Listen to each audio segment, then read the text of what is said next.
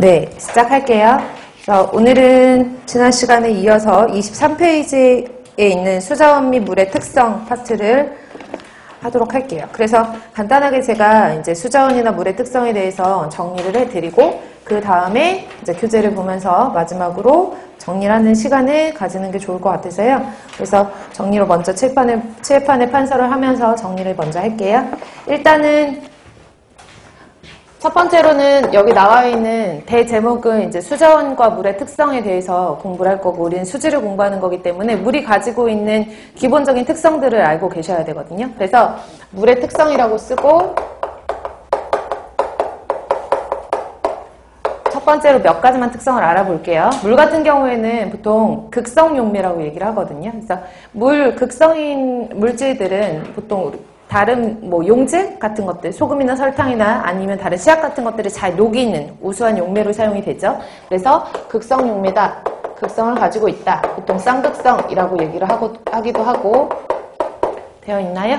근데 물 같은 경우와 이제 극성이 있는 물과 비극성의 물질, 대표적으로 기름 같은 것들은 잘 섞이지 않죠. 그래서 극성이다, 그 다음에 비극성 물질과는 잘 섞이지 않는다라고 하는 것도 알아두시고, 그래서 약품 같은 것들 이 극성이 있다라는 것 자체가 나중에 수처리를 할 때 응집제라든지 이런 것들이 잘 녹일 수 있고, 아니면은 수처리를 할 때 씨앗 같은 것들을 잘 녹일 수 있는 용매로 사용할 수 있다라는 의미에서 중요한 특성을 가지고 있는 거예요. 우수한 용매로 사용이 된다라는 것. 두 번째로는 이 물이라는 것은 결합력이 화학적으로 수소결합과 공유결합으로 이루어져 있는데요. 수소결합과 공유결합으로 이루어져 있는데, 보통 우리가 물에 대한 기본적인 특성들은 다 아시겠지만, 물은 비열이라고 하는 것도 크고요, 기화열이라고 하는 것도 크고, 융해열이라고 하는 것도 크고, 그 다음에 표면장력이라고 하는 것도 다른 여타 물을 제외한 다른 용액에 비해서 그런 값들이 다 큰 편이거든요. 그러니까 비열도 크고, 그 다음에 융해열도 크고, 그 다음에 기화열, 일명 증발열이라고도 하는데 기화열도 크고, 그리고 다른 물질에 비해서 표면 장력도 큰 편이에요. 다른 물질에 비해서 비열도 크고, 융해열도 크고, 기화열도 크고, 이런 편들을 가지고 있는데, 우리가 보통 이런 비열도 크고, 융해열도 크고, 기화열, 표면장력 이런 것들이 공통적으로 이제 다른 물질과는 비교를 했을 때 얘네만 갖고 있는 고유한 특징이잖아요. 물만 가지고 있는 특징. 이런 특징들이 무슨 결합 때문에 일어나냐 하면 수소 결합 때문에 일어나거든요. 그래서 수소 결합의 특징으로 이런 값들이 다 크다라고 하는 거 알아두시면 되겠고요.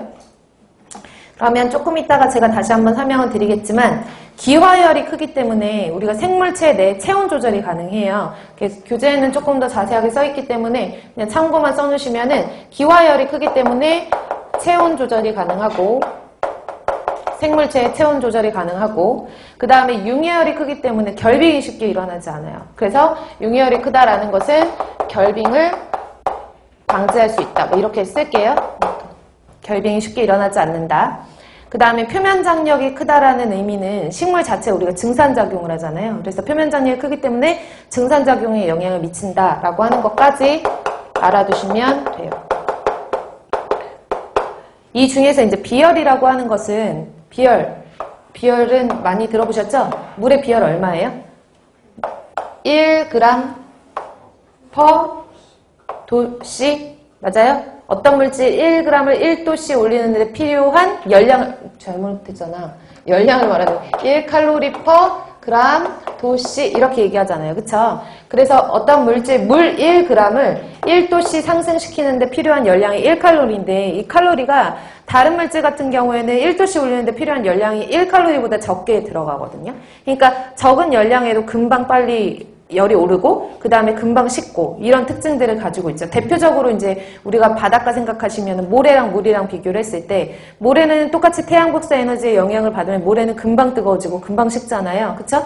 그에 비해서 물 같은 경우에는 열을 똑같이 받았는데도 불구하고 천천히 뜨거워지고 천천히 식기 때문에 비열이 크다라고 표현을 하는 거죠. 그래서 물처럼 비열이 큰 물질 같은 경우에는 다른 것들에 비해서 그렇게 쉽게 온도가 변화하지 않기 때문에 그런 것들이 어떤 생물체 내에 있는 체온 조절에도 관여를 하는 것이고 결빙 같은 것들도 쉽게 일어나지 않는 전체적으로 다 특징을 가지고 있는 거죠. 근데 여기서 참고적으로 보시면 물을 1도씨 올리는데 0도씨에서 1도씨 올리는데 필요한 열량하고 19도에서 20도씨 필요한 열량이 달라요. 그래서 우리가 비열이라고 하는 정의를 보면 원칙적으로 물 1g을 14.5도씨에서 15.5도씨로 1도씨 올리는데 필요한 열량을 비열이라고 얘기를 하거든요. 그래서 14.5도에서 15.5도니까 그 중간치를 잡고 옆에 보통 이렇게 15도씨 이렇게 표현을 하는 거예요. 이해 가시나요?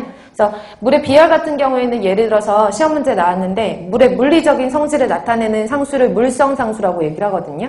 비열이라든지 융해열이라든지 표면장력 같은 경우에는 72.95 다인/cm 정도 되는 거고, 그래서 그런 수치들을 이따가 좀 공부를 할 텐데, 공부를 할 때 비열 같은 경우에는 되게 기본적인 거기 때문에 알고 계시면 좋은 게 보통 여기가 0도씨로 출제가 돼요. 0도씨가 아니라 비열은 14.5도에서 15.5도씨로 1도씨 올리는 데 필요한 열량이기 때문에 15도씨라는 기준치를 가지고 우리가 비열을 측정을 한다라고 기억을 해놓으시면 돼요. 비열만 조금 외워두시고, 사실 뭐 공무원 시험 문제에서는 저런 물성상수적인 수치적인 개념은 나온 적은 거의 없지만 그 산업기사라든지 기사시험 문제 같은 경우에 수치를 물어보는 문제들이 나오거든요.